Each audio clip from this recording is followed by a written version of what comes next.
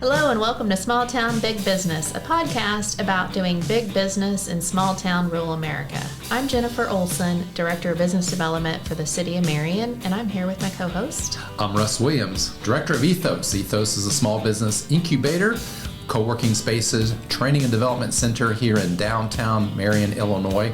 Welcome, glad you could join our podcast today. We also want to welcome and thank our sponsors for making the podcast possible. So I'll name those: Arcadia Wealth Group, Banterra Bank, Black Diamond Harley Davidson and RV, Fowler Heating and Cooling, Southern Illinois Now, Swinford Media Group, our producer at Union Street Arts, and of course the Watermark Auto Group Foundation. So today we have with us Doug Kimmel, and he is the airport manager at Veterans Airport of Southern Illinois, which shares a call sign with the initials of our mayor here in Marion. So MWA is dual purpose. Now, you may not believe this, but that was before the mayor took his current position. That's been around for a while. The airport identifier, There you go. MWA, has been around for a while. But if he wants to claim it, he can have it. There you go.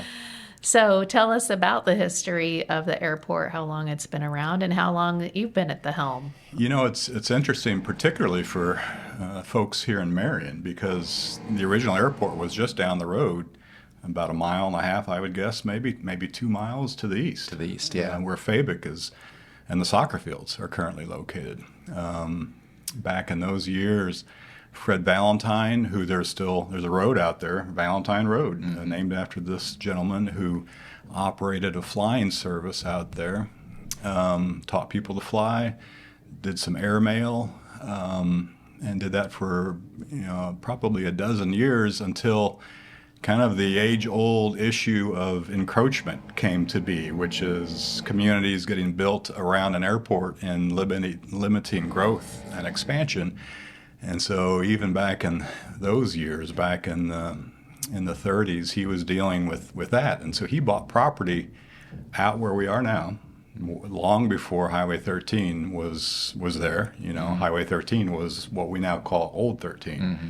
So he purchased a couple hundred acres out where we are now, which was, again, back in those years, just a rural area, and opened up basically on his own an airfield there. Had some support from the state.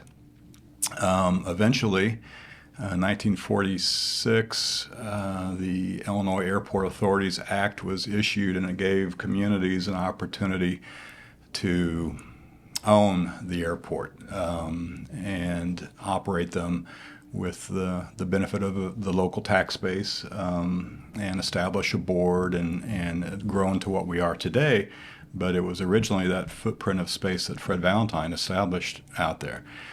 One of the first uses of the airport where we are now was during World War II for civilian, what they called CPT, civilian pilot training. So you fast forward to 2016 when we opened up our new airline terminal, and we did a renaming of the airport from Williamson County Regional Airport to Veterans Airport of Southern Illinois. That had a couple of reasons behind it. One, we wanted to really get away from a reference to just a county airport. We wanted to show what we truly are, which is a regional airport. But number two, we wanted to also show the relationship that facility has had since the early days, related to the military and veterans from throughout our area. Years later, we donated property to what's now become the Armory, to the Office of Military Affairs, so just on the north side of our airfield, Minuteman Drive, where the Armory is currently located and expanding. We've always had a relationship with Civil Air Patrol, really since the World War II days as well, in providing them facilities. And it's not uncommon to see military training flights in our area, whether it's helicopters or jet aircraft. And we encourage that. So the growth of the airport has come a long way since the early days of Fred Valentin and a couple of sod runways where you now go and watch soccer on Saturday mornings. Mm-hmm. Right. Doug, are you from this area, Marion, Illinois, or? I am originally born and raised in Carbondale, actually. So still have family over there. My folks, my aunt and uncle. Had wanted to go to school elsewhere after high school, but from early on, as a kid, I had an interest in aviation, and I couldn't get away from the fact that we had and have still one of the best aviation programs in the country at SIU. So I ended up going to SIU in aviation, and started off in flight and Air Force ROTC, and was just committed. That was what I was going to do. Did that for 3 years in school and realized at that point that I loved flying, enjoyed it, I was adept at it, but just didn't want to make it a job. And so did some looking around, thinking, and when I graduated, actually was looking at air traffic control as a career. Took the air traffic controller exam, passed that. But when I graduated, the FAA had a hiring freeze on air traffic controllers. Of course. So, yeah. Good timing. And so it encouraged me to look elsewhere. And ironically, the last semester I had taken an airport management class, and I thought, wow, okay, here's something I've never thought of. There's actually a person that runs these things. And it seems like they have fun. You know, there's a lot that they're exposed to in aviation. And so I started to look at that. And a good point being, too, I have the opportunity now to teach airport classes at SIU, and I always tell my students in our introductions, I use that as an example, saying, hey, like I was, probably 3/4 of each class wants to be a pilot. And that's great. That's fantastic. The world needs them now more than ever. And but I always make the point, don't be surprised if the path changes. And aviation has a lot of opportunity for various careers, and I'm a good example of that. And it's put me in a position in aviation where, just as I started to realize in that class so many years ago, you get exposure to a lot of aspects of the industry. So you get to be the jack of all trades and the master of none. Yeah. Did you work at other airports before you joined? Yeah, I did. I had that fancy diploma from SIU, and I was ready to go manage an airport, right? I mean, that's what happens when you graduate. Right, yeah. And I found myself as an intern with the Illinois Division of Aeronautics up in Springfield. That was the only job opportunity I could find at the time, which was a good experience for me in getting exposure to airports throughout the state, and folks that work at the various airports and within the state government. And learning how processes work, right, with grants and airport projects and so forth. But I kept putting out resumes to airports. And just over a year later, I finally got a response back from, I think it was maybe the second airport I had sent a resume out to, saying that, hey, we kept it and we have a job opportunity now. And it happened to be out at Yuma International Airport in Arizona. Okay. And so, and I use this for the students too. So then, from a college graduate to an intern, I moved out across the country to Yuma, Arizona, and who knows where that is, for even less than I was making as an intern.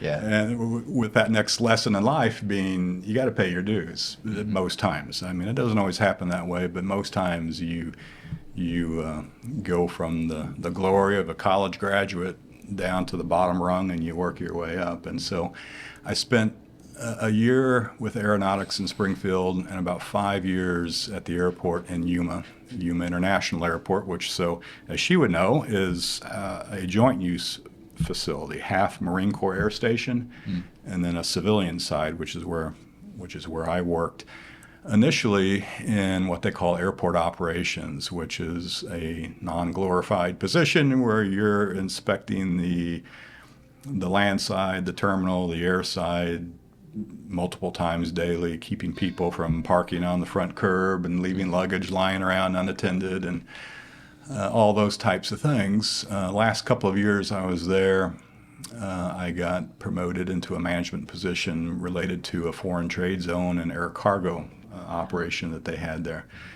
Yuma, in the very southwest corner of Arizona, was positioning itself, and continues to do so, to be a reliever for cargo out of LAX. It's a 5-hour drive to LA, but oftentimes a much better alternative for shippers that see their products sitting in containers waiting to clear customs at LAX for days. And we were right there on the Mexican border, and so there was a lot of, and continues to be a lot of potential there. But while I was still here in Illinois, I had really lobbied hard with the position here with getting a job at MWA, known as Williamson County Regional Airport at that time. And Charlie Stoker was the airport manager and FBO owner-operator, which stands for Fixed Base Operator, the company that provides aviation services at an airport, fueling, aircraft maintenance, repair, flight instruction, those types of things. And he just wasn't ready at the time. He was still working, and but after 5 years or so in Yuma, he through connections I had made with him, he called me and said, "Hey, I'm retiring. I'm going to sell the business. I'm not going to do the airport management stuff anymore. What do you think?" And ironically, my wife and I had just built a little starter house. We were about to have our first kid, and I said, "No, I can't. I've got these huge things in life. I can't I can't leave right now." Yeah. And I enjoyed my position at the airport, really. The cargo stuff I was doing. To his credit, 6 months later, Charlie Stoker called me back and said, "How's that house? How's that kid?" I'm like, "Yeah, they're okay, And offered. He said, "If you want the job, I'm giving you one last shot for an interview." And so I came back, interviewed with the airport board and Charlie, of course, and that's how I ended up moving back here in 1998. So wow. Going on whatever that is, 27 years now. So I have Charlie Stoker, who actually to thank, totally indebted to him. Unfortunately, we just lost him. He passed away last November, 98 years old, I believe. Wow. And he would have been the guy that took over for Fred Valentin, Wow. years ago.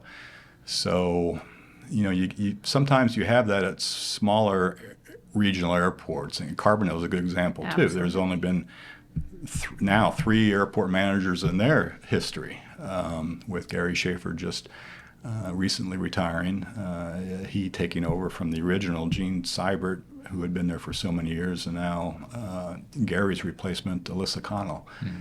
So, and that can be a very good thing, where you have someone who's so vested in a facility and has the background of what's happened to get to where we are, and then just the institutional knowledge of what goes on at that facility, and processes and things that need to be done, versus having a situation where you've got it as a stepping stone for people looking for advancement at higher, larger airports. So yeah, it's been a fun ride getting here, and of course being here too. Yeah. So did I hear the new consumer terminal was 2016?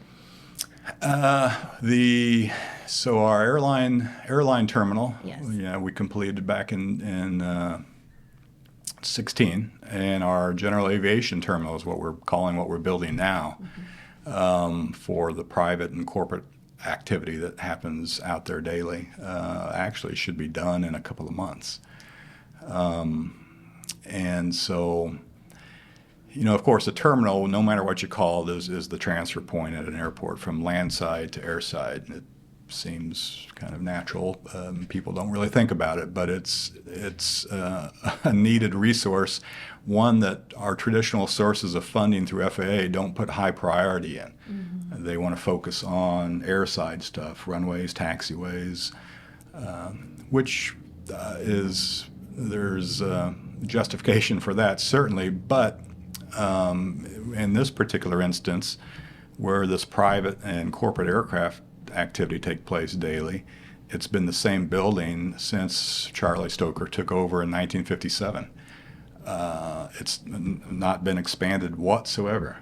We've renovated it, new roof, new kind of drive-it type exterior, new floor tile, but like they say, it's putting a lipstick on a pig. It just got to a point, and has been at a point for a number of years, where it's just putting good money after bad, and it just wasn't large enough to offer the services, the waiting areas, ADA compliant restrooms, flight planning and lounge areas for flight crews, just things that this type of business and activity expect in the year 2025.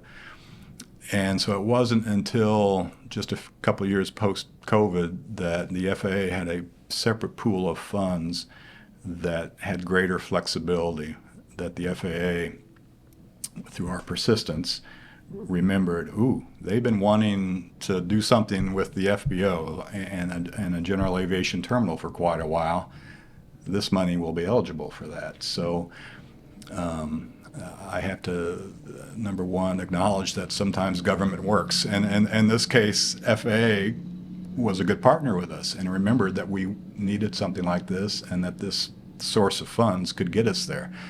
So several years later, we've been under construction since early last year, and designed for the couple of years prior, and hope to have it done in just a couple of months. It's going to be about twice the size of what the previous building had been, so about 4,700 square feet, still located where the previous terminal had been. Mm-hmm. So over by the control tower, what I would say is on the western side of the airport. So where we are, our airport administrative office is up on the second floor of the airline terminal, the building that most people see from Highway 13, and where you park and the building that you come and go from when you fly on Contour to Chicago. This is separate from that, and so we can't even see it from the airline terminal. And so, interestingly, people often will ask me, "Hey, what was that big jet flying in today? Mm-hmm. Who was that? Where were they coming from?" And it happens. I don't always get asked daily, but it happens daily. The amount of business aviation activity that takes place at our airport is actually amazing. We don't track it. We don't have a need to, per se, and I don't see it, so I don't always know. I've got my other stuff I'm doing.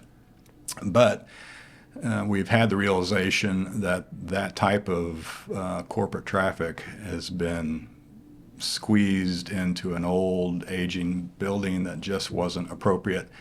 And it doesn't take much of that for them to look to go somewhere else, even if it means they're bosses, whoever they're flying back and forth, have to drive a little farther to a meeting when they're in Southern Illinois. The pilots, who generally call the shots, want to be comfortable where they are.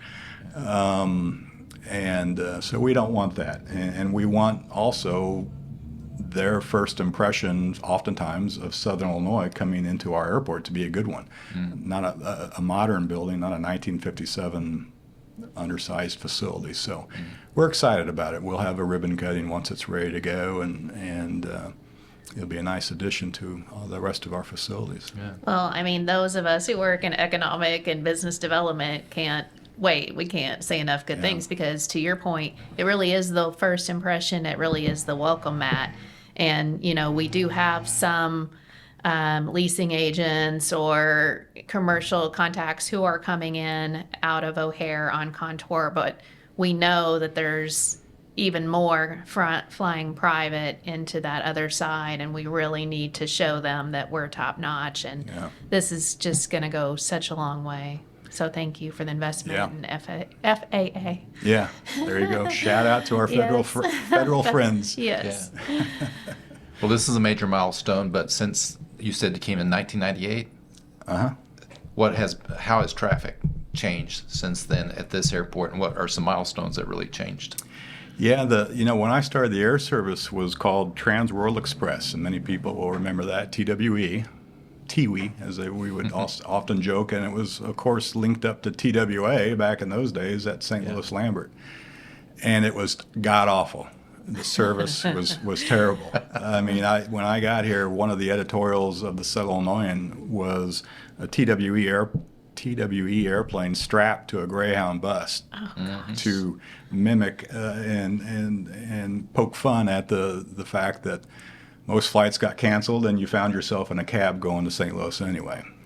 And so we had early on, we had conversations with Trans-States Airlines who operated this TWE service, and they didn't like being here. They would cancel flights for any reason they could.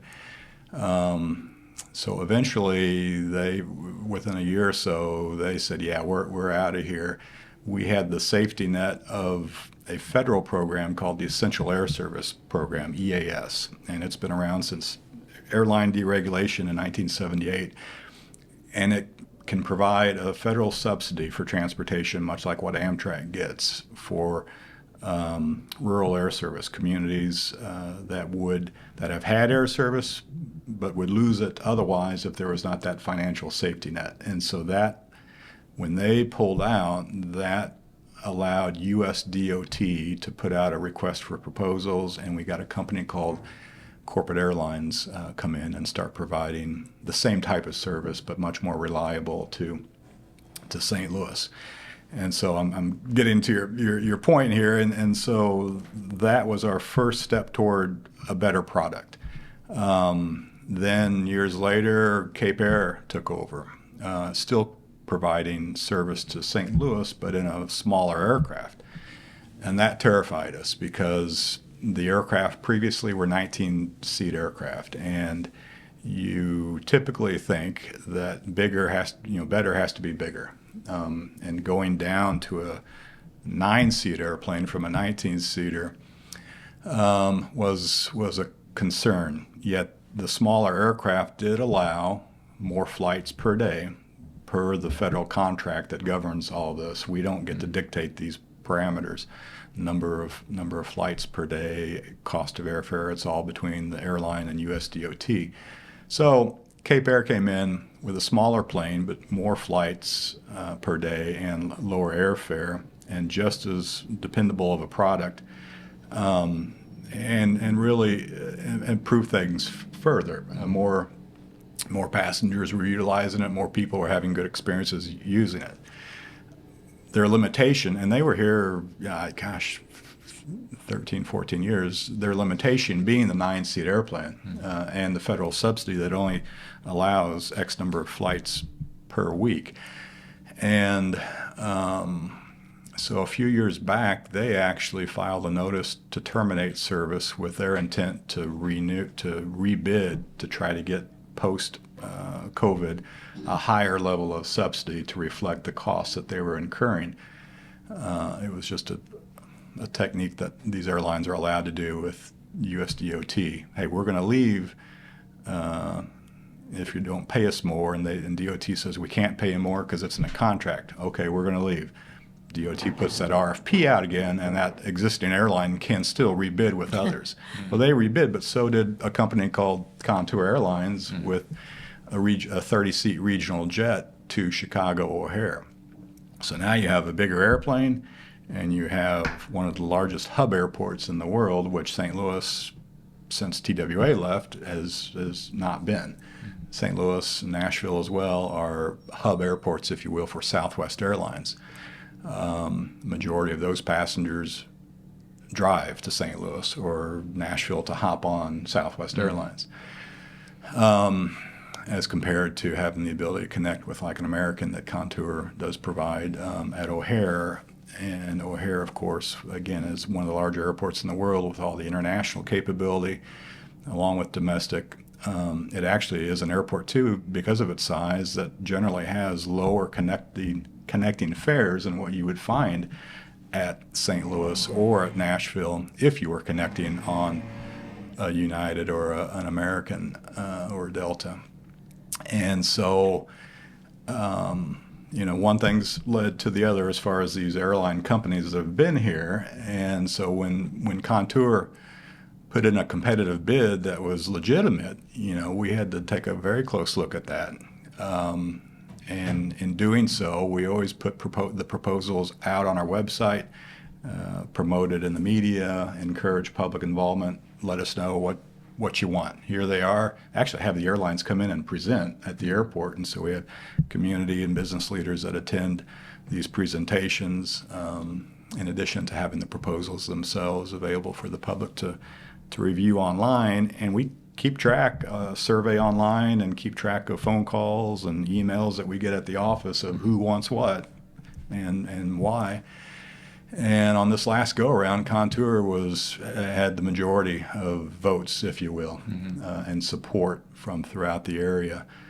Not just because of the larger airplane, more comfortable aircraft. You have a jet, regional jet, 30 seats. You have a bathroom. You have a flight attendant. It's like the real deal, you know. And you're going to a large airport with much more connectivity. But as we all know, in economic development in Southern Illinois, you've got a lot of business and industry here saying there's a lot of opportunity for starting travel here now and going to Chicago and elsewhere, but there is just as much, if not more, opportunity for travel in Chicago to come down here and hang out at the Square in Marion or in Carbondale for a weekend, or look at property at the lake, or a golf outing, or all the resources, all the things that we have. So that was certainly, I think, an overwhelming element of what we heard as far as public input was. This is an economic, in addition to the air service aspect, this is an economic development opportunity for Southern Illinois to have that connection. And we've been blessed with also being able to get state money to promote that, to advertise and market this service to Chicago, not just in Southern Illinois, but up in Chicago. And that all started either right down here or somewhere where the governor was visiting, and Mayor Absher had an opportunity to talk to him about a few things and brought up this new flight and this new connection to Chicago, and that ended up, and along with support that this and kind of partnership that Mike had with the mayor of Carbondale, and wanting to see this be successful. And anyway, ended up with a couple of grants from DCEO to promote it and encourage the folks up in Northern Illinois to know that there's a way to get down here easily, and that we've got a lot to offer. So it's been fun to be a part of that as we've progressed with these various airlines over 27 years. That's good.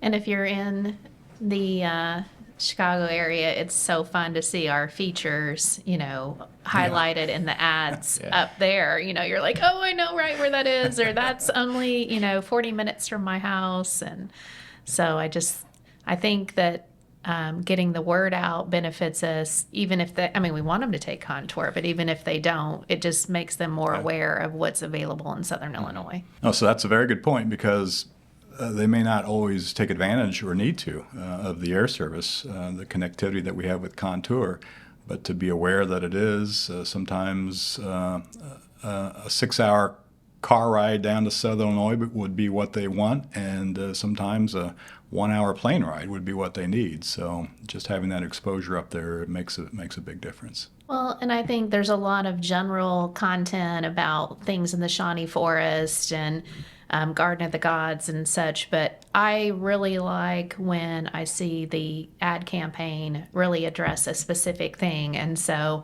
I've been seeing in the recent window of time, that you can use a reminder to use the flight for SIU Day at Wrigley Field, a reminder, so just nailing down, like, if you're thinking about going, or you're thinking about coming here, you can be there in less than an hour instead of making the drive. Yeah, that it's everything that you're seeing on social media and billboards, hearing on the radio, seeing on TV. It's been an effective campaign. Again, all credit due to the state grants that we've got, and our ability as well to hire a local marketing firm that has helped us with that and has the experience. With airlines over the years, that's always been something that is typical in the regional airport world, that they don't do much advertising on their own, and they rely upon airports or the communities that they're located in to do that with them, or oftentimes just simply for them. And with Cape Air, they were a little more proactive with that, and we had a pretty good partnership, but yet we were still doing a lot of the legwork. And I don't have a marketing degree, an advertising degree. And yet you've hosted influencers, I've heard. But since now, we can rely upon people that have those degrees and the knowledge and ability to do that stuff. And I think we still have some influencers running around, but it's been, for Contour especially, it's been certainly a blessing that they've known for the last year and a half that they can let MWA just continue on cruise control, because we've got people in charge around here. We've got, luckily, the funds for now to have an effective advertising campaign for their product. Awesome. And how has their traffic been? It's continuing to go up. Probably last year was a 30% increase. Early on when they started, they were seeing 40% increases per month as compared to what we had previously. And those are large numbers for airline growth anywhere, whether you're talking the majors or smaller regionals. And so, it will plateau at some point. But for last calendar year, I think that we were right around 12,800 what we call enplanements, or people that board at our airport going to Chicago. Whereas on average every year prior we'd be floating around 10,000. Okay. And that's just for outbound people. So you multiply that by 2 really for total traffic, because for every 12,800 enplanements that we have, people flying out, we've got roughly around the same number of people elsewhere in the world flying into here, and then doing their business, whatever they're visiting or whatever, and then going back home. So airports always rely upon enplanements, people flying out of their market and their communities, as a gauge of success. But of course, airlines that get money going both ways look at total traffic. And both have increased significantly here. And, it's a credit to the type of aircraft and service that Contour provides, flying to O'Hare, and then also the support that we locally and regionally really have given them. Their service continues to do well. It's been just as good, if not better, most months as Cape Air. Dependability is on average 98%, and that's the factor that we give to flights operated, versus scheduled. So cancellations, maybe 2%. Reliability, we would like to be a little higher. It's about 85%, I would say, on average, of being on time, and that's the industry generally uses 15 minutes within scheduled arrival or departure time as the benchmark. Oftentimes, those are forces beyond their control of being able to get into or out of O'Hare and either up there or back here on time. But overall, they provide a good service, a good product. And we mentioned the federal subsidy, the Essential Air Service contract, that comes up for renewal in another year's time. We'll be looking at proposals, and we'll have another year of traffic and performance to review, and largely do the same thing.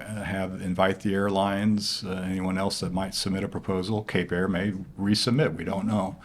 To come and present to our community and business leaders, and make those proposals available again for the public to take a look at, and just hear what people want. Because ultimately we, the airport, are able to make a recommendation to USDOT as to which proposal the community, and we're unique, we're communities, we're not just associated with one town in Southern Illinois, we are multiple, which we recommend. And what we recommend is the airport on behalf of everybody that we've heard from. And 9 times out of 10, the USDOT is going to award the contract to who a community recommends, because with their money, unless one subsidy request is far significantly higher than another, they want their money to be, and their program to be well spent, well utilized. And so they don't want to award a contract to an airline that a community doesn't want to begin with. Right. If it's not going to be used, it's just a waste of money. The ultimate goal of that program, certainly for us, is to provide that safety net until our area grows enough not to need it. Yep. To have the population-based demographics that airlines look at to sustain operations. In other words, allow them to be in here on their own and make a buck and not be tied to a federal contract where then they can add or reduce flights as needed. You got a particular event like a eclipse. You can add a bunch of flights and still have the airfare be the normal airfare.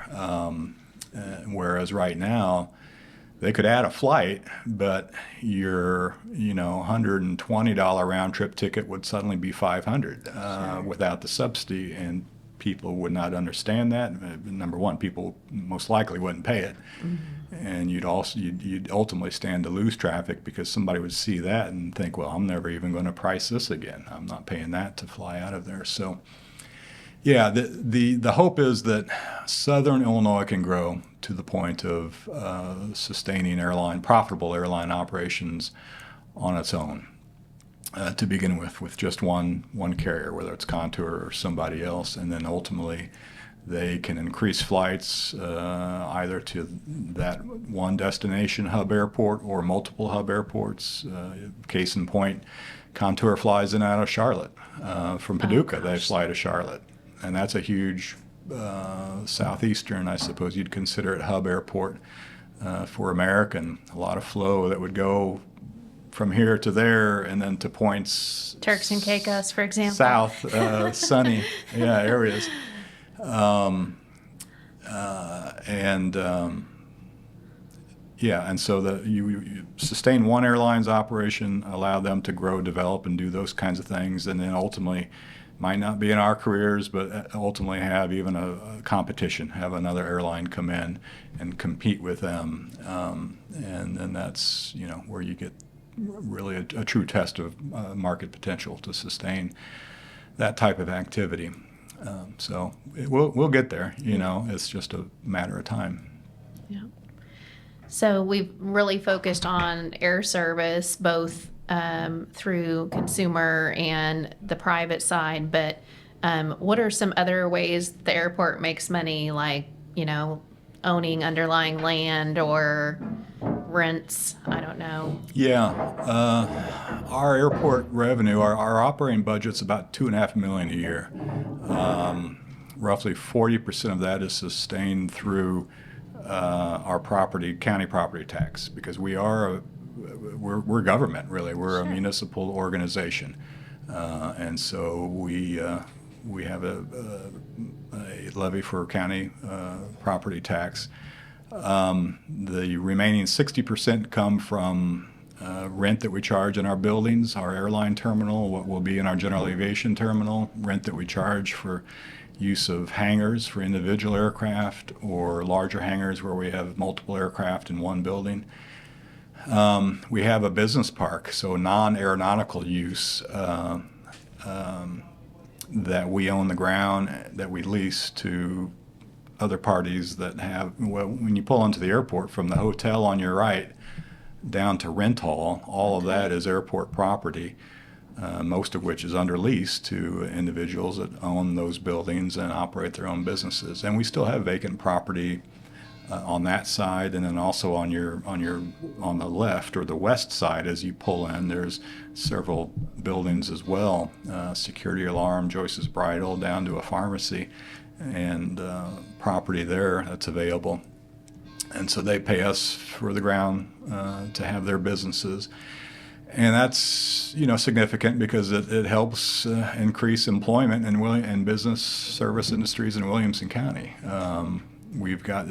There are far more non-airport employees at the airport than there are airport employees. Okay. I mean, most people don't realize that I have a staff of 3 full-time maintenance employees, 1 part-timer, 2 part-time airport operations employees that we just hired a year ago, and 1 administrative assistant.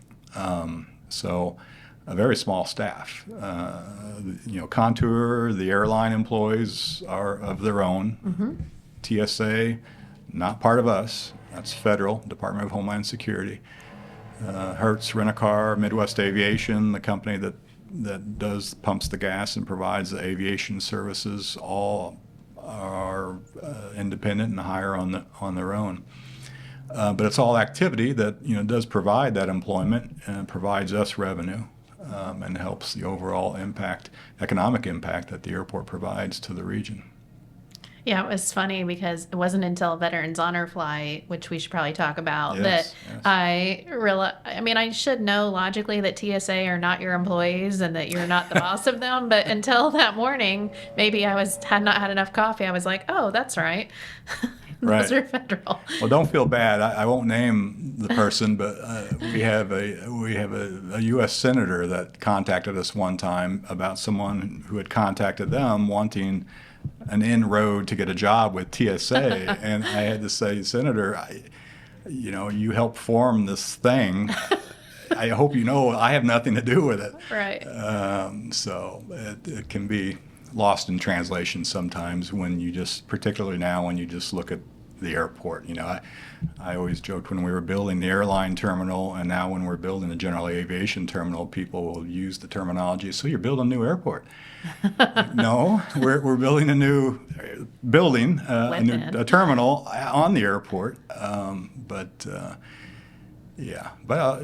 I always tell my colleagues in the industry, when you get stuff like that, or people that ask you, how come we don't have Southwest Airlines here? They just don't understand the dynamics in place. A lot of that's on us. I mean, the airport has to be the one, when possible, and if possible, educating the public onto how things run and are operated out there. So, and even that term out there, I even tell my students, I hate that term. It's commonly used because it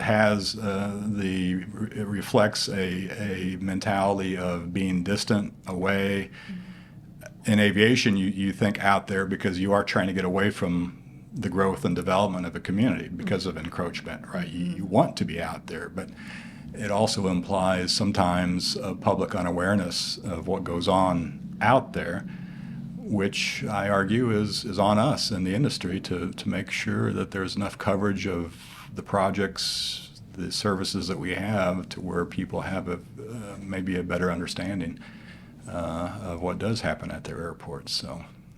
Well, and I'm not sure it translates into being knowledgeable about what happens at Veterans, but talk about Veterans Honor Flight, because it certainly brings a lot of people out to the airfield. And a lot of goodwill. Yeah. One of our airport board members had said at one point, after attending a welcome home event, when the flight comes back and we have the public out to greet the veterans, that it can restore your faith in humanity. That is fair. To see that support that is rightly that's rightly so for supporting the veterans and their service. And so it's been a wonderful program. Certainly at the time that we also did the rebranding to rename the airport Veterans Airport of Southern Illinois, we were in the process of starting this Honor Flight chapter with other volunteers.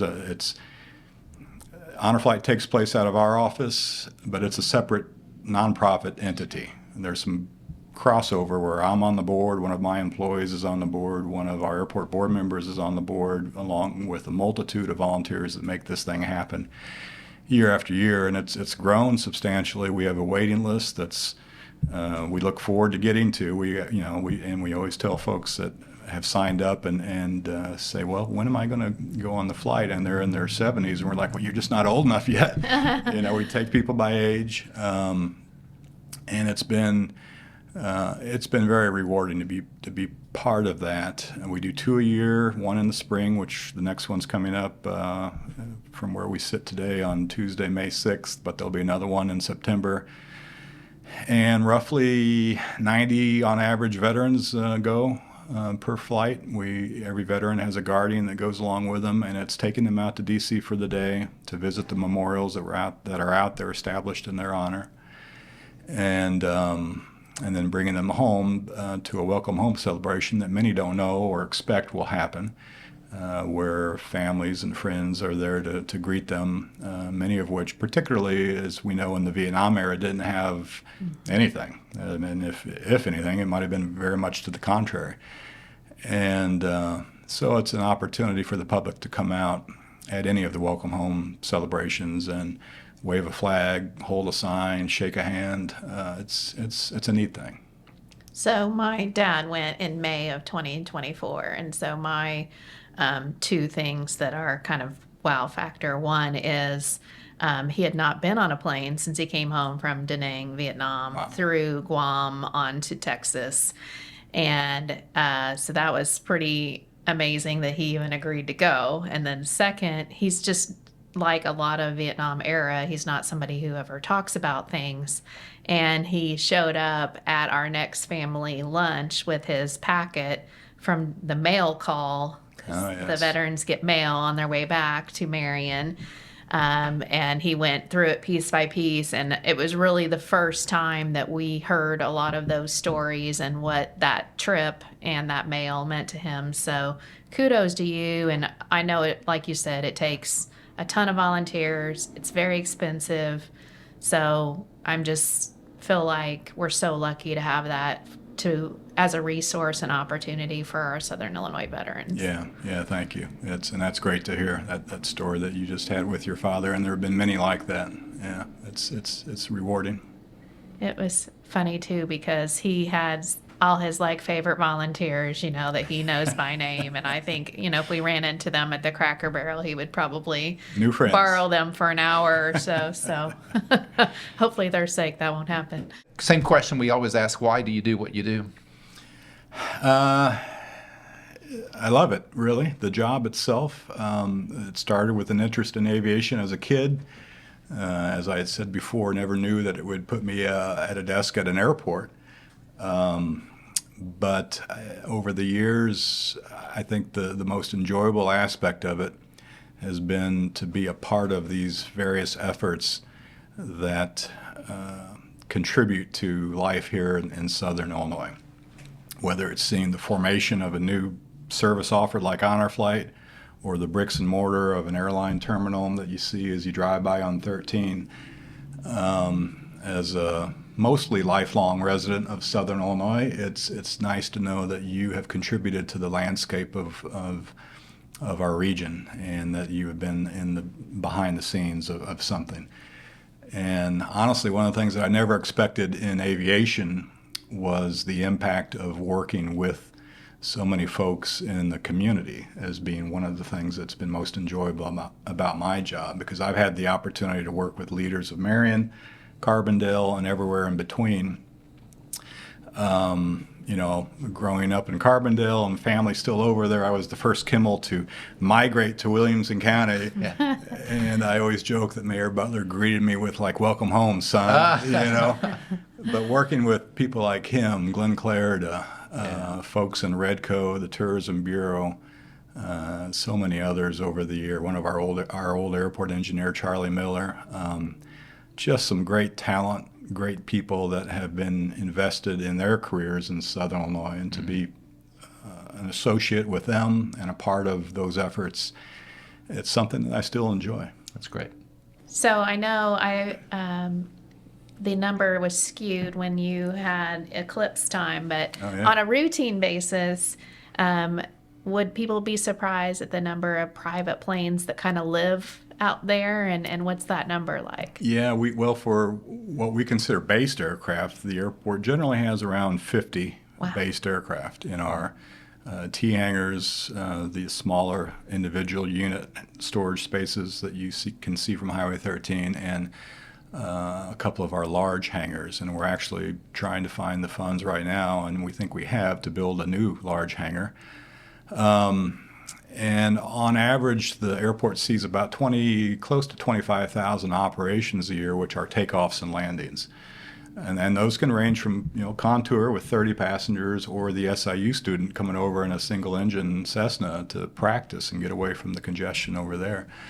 And the corporate stuff that we've seen, $40 million Gulfstream jets coming in on a daily basis. And so the operations are varied. One of the challenges, but it's another aspect that's fun, is making sure that we have the facilities not only to take care of what's existing, but also what we hope will be continued growth. there's a famous quote. I think it was Jimmy Doolittle, aviation pioneer, that once said, if you were to measure the heartbeat of a community, take its pulse at the airport. Yeah. And it's, I've thought about that over my career, and it's certainly reflective of the fact that what we do doesn't generally make something happen. We are reflective of what's happening around us. And you look just down here, you look at the various developments in the communities that surround the airport, and the growth of Southern Illinois is strong, and that's going to lead to the need for us at the airport to make sure we have the facilities, services in place, not to say we can't accommodate anymore because of us. We have to be out in front of it, because transportation and infrastructure takes so long to make improvements to. Sure. So a need that might be 5-10 years down the road, you got to start prepping for and working on, today. And so that's one of the fun parts of the job too. But it's a good testament to the strength of our region, and even programs and facilities like this that are contributing to its growth. So I thank you guys. Yeah, no, thank you. Thanks for being with us today. Yes. Doug Appreciate Kimmel of Veterans Airport of Southern Illinois. Thanks for joining us. My pleasure. And thank you again to our listeners and watchers and supporters of the Small Town Big Business podcast. Shout out to our sponsors, Arcadia Wealth Group, Banterra Bank, Black Diamond Harley Davidson and RV, Fowler Heating and Cooling, the Southern Illinois Now, Swinford Media Group, our producer, Union Street Arts, and that is Luke O'Neill, and also the Watermark Auto Group Foundation. Thank you to them all. Thanks for being with us today. I hope, like Russ and I, you always find something new out about a local business, and if you enjoy it, please share it with somebody else.